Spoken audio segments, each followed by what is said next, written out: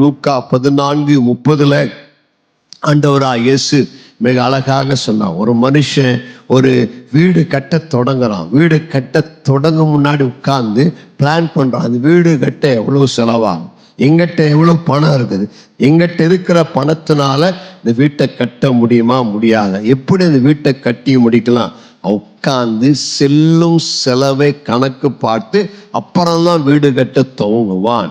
வீட்டை கட்டிட்டு பாதியில் ஐயோ காசு இல்லை அப்படின்னா அந்த வீடு பாதியிலேயே நிற்கும். எல்லாரும் அவனை பார்த்து ஏளனம் பண்ணுவாங்க. இது போலதான் நம்முடைய வாழ்க்கையை நடத்த வேண்டும். ஒரு வாழ்க்கையில ஒவ்வொரு மாதம் ஆரம்பிக்கும்பதாக இந்த மாதத்தில் எனக்கு வந்த வருமானம் என்ன, என்னுடைய செலவுகள் என்ன, அதற்கேற்ப என்னுடைய வாழ்க்கையை நான் அமைத்து கொள்ள வேண்டும். அற்புதமாய் செய்தால் என் வாழ்க்கை ஆசீர்வாதமா இருக்கும். கர்த்தருக்கு மகிமை உண்டாவதாக.